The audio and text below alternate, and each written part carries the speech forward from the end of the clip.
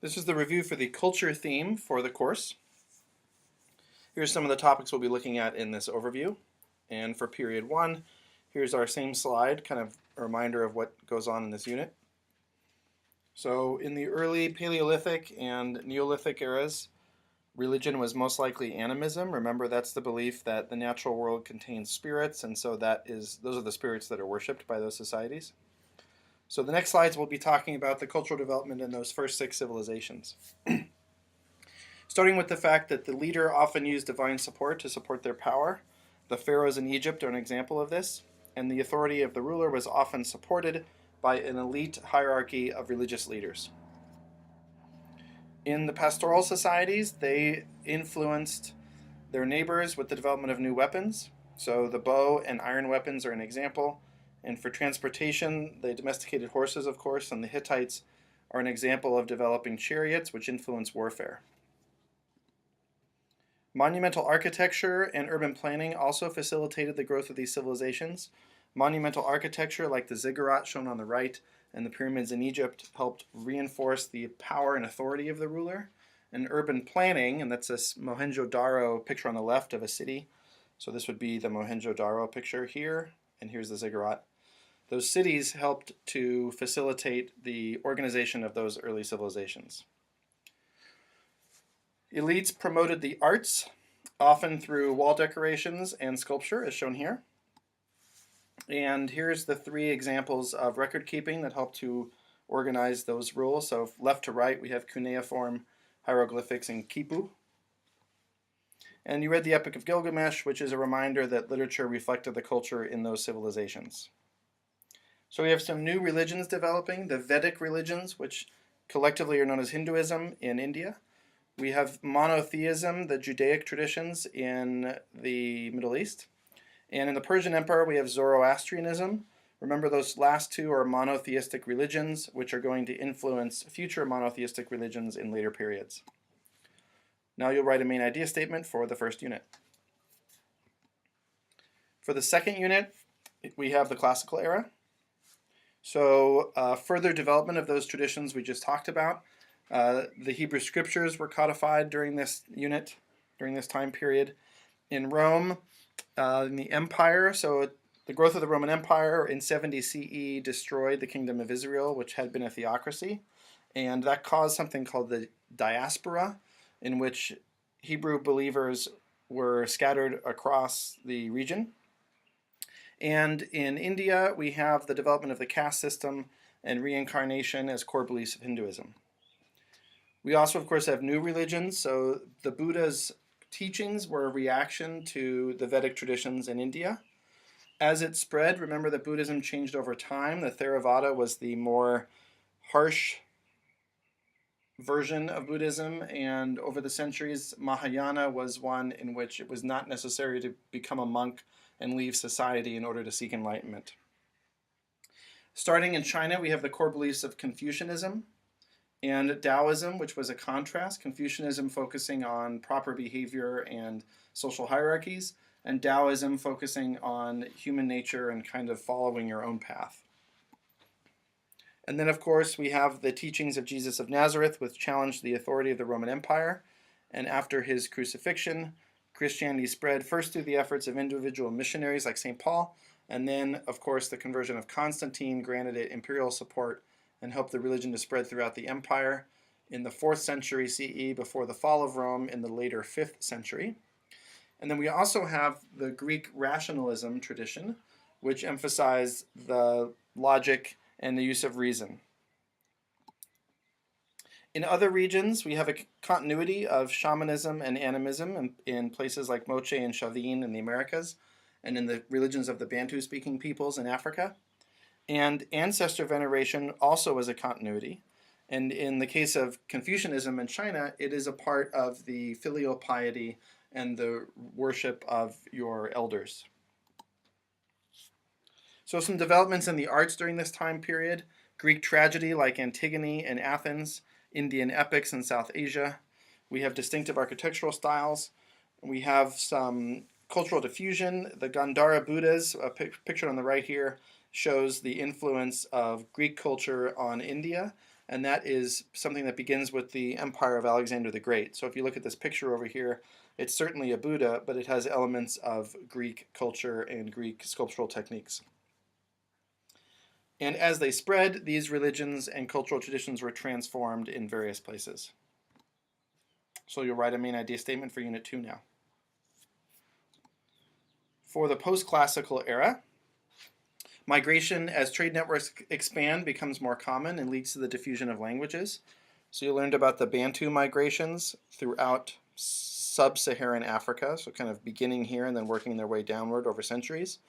And the spread of the Turkic and Arabic languages, largely because of the spread of Islam. So the Arabic languages would be originating in the Arab Peninsula. The Turks were a Central Asian pastoral group.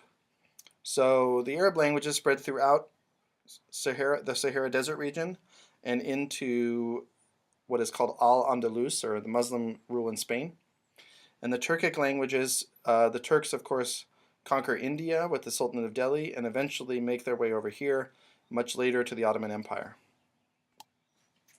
So in the following slides, we'll look at this theme here, the fact that trade and communication fostered cultural exchange. So again, as Islam expanded, Islamic and Arab culture spread throughout the region shown here on this map. And the two main ways that happens is through military expansion. Remember, Islam expanded through a series of wars. And then also the activities of merchants, particularly in the Trans-Saharan region and on the Indian Ocean. As those merchants worked, for example, in the Indian Ocean, they set up communities in which they diffused their culture, and that's the vehicle by which Islam spread. Remember that the current country of Indonesia, down in this region, is the largest Muslim country in the world by population. And we looked a little bit at the writings of Marco Polo. So one of the ways that this intercultural diffusion and understanding happened was through the publishings of writings of these authors.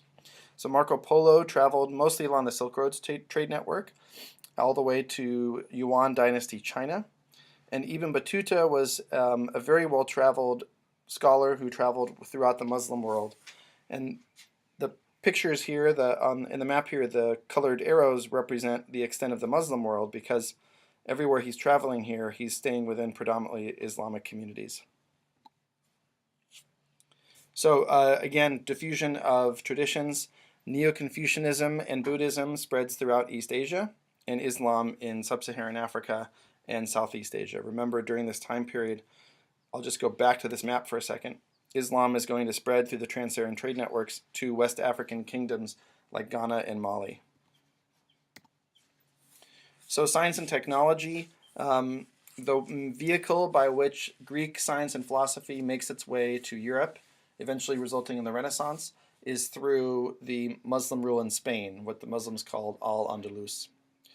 And printing and gunpowder will also spread from East Asia to Islamic empires through trade networks, and then eventually from Islamic empires to Western Europe.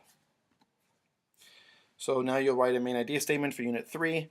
These two bullets here focus on those main titles, and it would be good studying to start with this main idea and then fill in more specific evidence as support.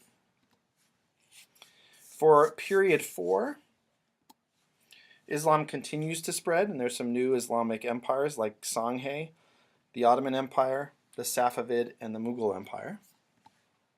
Christianity is transformed by the Protestant Reformation, led by Martin Luther. This picture is dramatizing his placement of the theses on the church door. And remember, that's the second big split within the Christian world after the split between Roman Catholic and Eastern Orthodox Christianity. That's kind of a West-East thing. And now within the Western world, we have Roman Catholic and Protestant Christianity.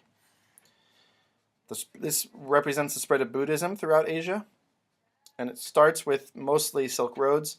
And then it starts with once Buddhism gets to China, it spreads throughout with the influence of China to Japan and other places. Syncretism, remember, is kind of a blending of two traditions to create something new. Sikhism in India is a good example because it's kind of a blending of the Hindu and Muslim faiths. And there was a syncretism that happened in the European colonies in the Americas between Native American traditions and Catholicism. Innovations in the performing arts. So this is a Renaissance painting by Raphael. I picked it because it is a reminder of the importance of Greek culture in the Renaissance. This is a scene of a school in Athens from ancient Greece. So literacy expanded during this time period, and Shakespeare was a form of popular literature during the time period. So now you write a main idea statement for Unit 4. During the industrial era in Unit 5, there's of course big changes in the sciences. So we have medicine and engineering, and we're getting a kind of a specialization of science, just in the way we had a specialization of labor. So when you look at the economic review, I talk there about how jobs became more specialized, and we start to get that in science, and people become specializing and professional scientists. During the Enlightenment, we have thinkers like Voltaire and Rousseau who are encouraging sort of empirical, reasoned observation of the world, and that's also going to cause them to question some of the political systems that people had expected for centuries. So part of that is critiquing the role religion played in public life. By focusing on the importance of reason, one of the challenges is the divine right of kings is challenged because these thinkers suggested that God did not want the king to rule, but wanted humans to use their brains. And this is going to be a philosophical underpinning of the revolutions in the American colonies of Europe. So we have migration during this time period. The industrial world creates job opportunities and people begin to migrate. And when they do so, they create what we call ethnic enclaves, meaning that they tend to live in similar areas in their new home. And so one example of that is Chinese enclaves in the United States. So we would call those neighborhoods Chinatown. Here in San Diego, we have Little Italy, for example, and they help transport their culture into new environments and facilitate migration because of the support networks that are there. So write a main idea statement for Unit 5.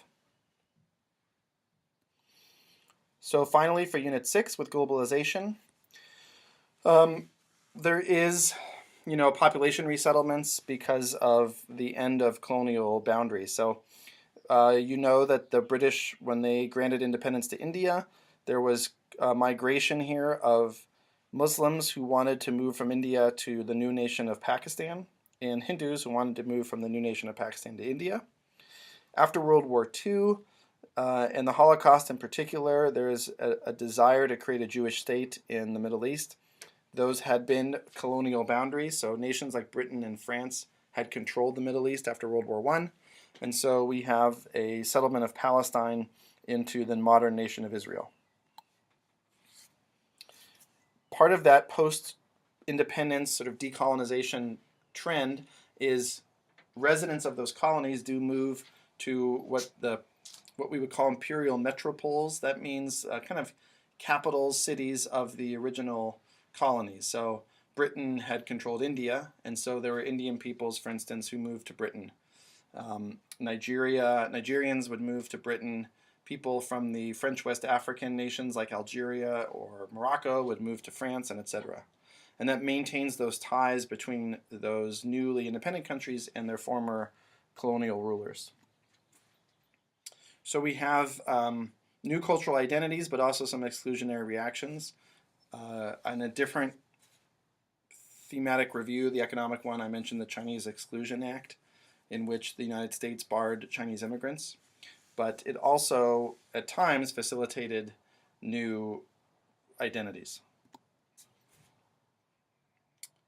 There were times when people emphasized particular aspects of existing faiths. Fundamentalism would be an example of that. Your book talks about Al-Qaeda and Islamic fundamentalism. There have also been trends in fundamentalism in Christianity.